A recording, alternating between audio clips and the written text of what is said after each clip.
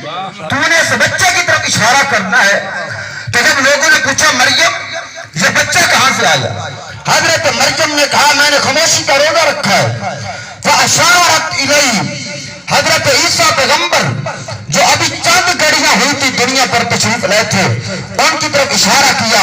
وہ کہنے لگے قالوا کیف نکلم من کان فی المہد صبیا, مریم جو کیسے کلام کرے گا, ابھی پگھوڑے کے اندر بچہ ہے.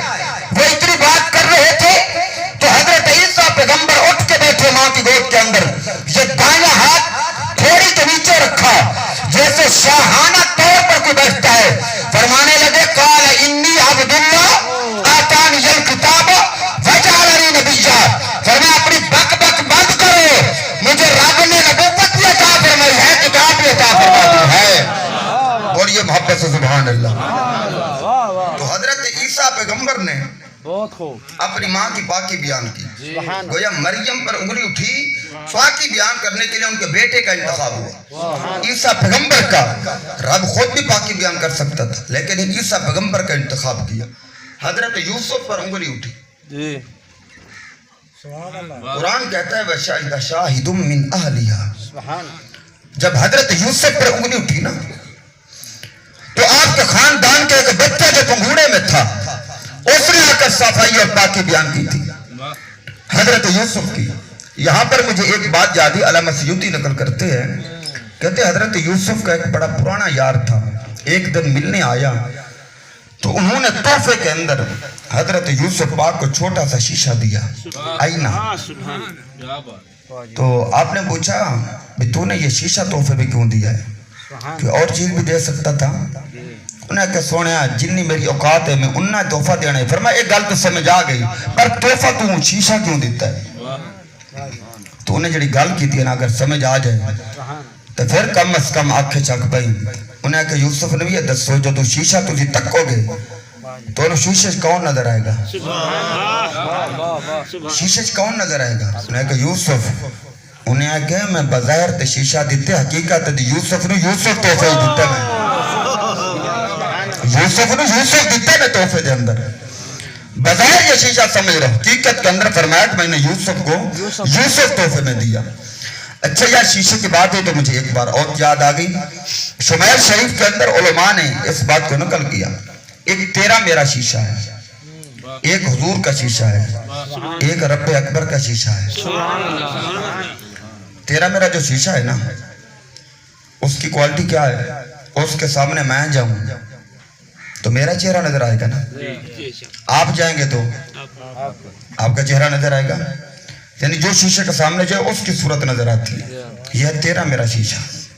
ایک تھا حضور کا شیشہ.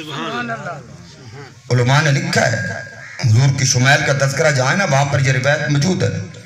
جو حضور کا شیشہ تھا نا, پہلی بار جب تیرے اور میرے حبیب نے شیشے کے اندر اپنا ودھا کا مکھڑا دیکھا نا, بس اس شیشے نے اپنے اندر ایک ہی صورت کو جمایا. اپنے اندر اس نے ایک ہی صورت کو سمایا اور ٹکایا اور جمایا. پھر اس شیشے نے اپنے اندر دوسری صورت کو جگہ نہیں دی. جو حضور کا شیشہ تھا نا اس کا کمال حاجی صاحب یہ تھا, اس کے سامنے جو جاتا تھا اس کو اس کی صورت نظر نہیں آتی تھی, ودھا کا مکھڑا نظر آتا تھا, کسی اور کی صورت نظر نہ آتی. حضرت اسماء کے بعد کافی عرصہ شیشہ رہا. حضور کے وصال کے بعد صحابہ جاتے تھے, جب حضور کی اجازت آتی تھی عرض کرتے تھے امی جان وہ شیشہ لائیے, ہم حضور کا چہرہ تکنا چاہتے ہیں. یہ حضور کے شیشے کا کمال تھا.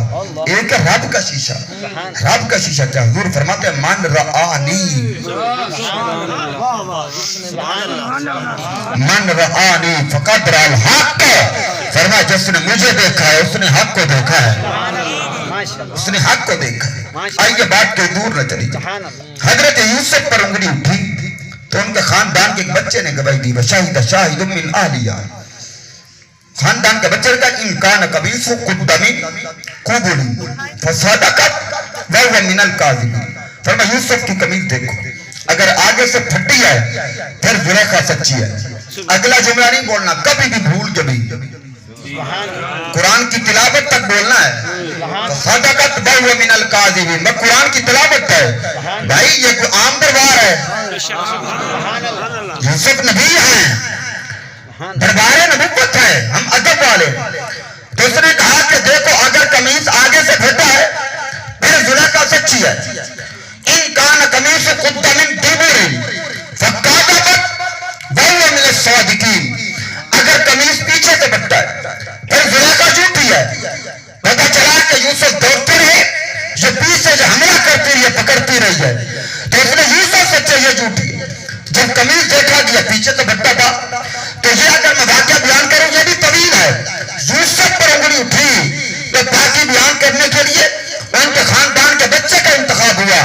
اگر مریم پر انگلی اٹھی باقی بیان کرنے کے لیے ان کے اپنے بیٹے عیسیٰ پیغمبر کا بھی انتخاب کیا. لیکن جب بات ہے امی عائشہ کی، بولیے بولیے بولیے ذرا محبت سے بولیے گا.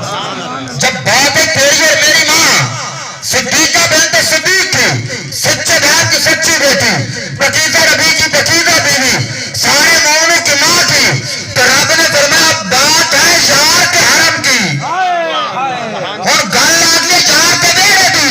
فرمایا کہ عائشہ کی پاکی نہ کوئی نبی بیان کرے گا، نہ کوئی فرشتہ بیان کرے گا، نہ کوئی صحابی بیان کرے گا، نہ کوئی تابعی بیان کرے گا. فرمایا جب یار کے گھر بھی گل لے عائشہ کی پاکی خود رب اکبر قرآن ایک بیان فرمائے گا. سورت نور کے اندر 18 آیات مبارکہ رب نے حضرت عائشہ صدیقہ رضی اللہ تعالی عنہ دی شان کے اندر نازل فرمائیاں نے. تو وہ عائشہ حضرت ابو بکر کہتے بیٹی میری ہو، نکاح آپ کے میں ہو. سارے بزرگ بیٹھے ہو، صاحب اولاد ہو. تھوڑی دیر کے لیے مثال سمجھانے کے لیے، تشبیہ کے لیے قطع نہیں ہوتی. یاد رکھیے گا مثال جب بھی دی جاتی ہے سمجھانے کے لیے ہوتی ہے، تشبیہ کے لیے نہیں. 9 سال بیٹی کی عمر ہو، 50 سال حضور کی عمر ہو، اگر کوئی عقل کے ترازو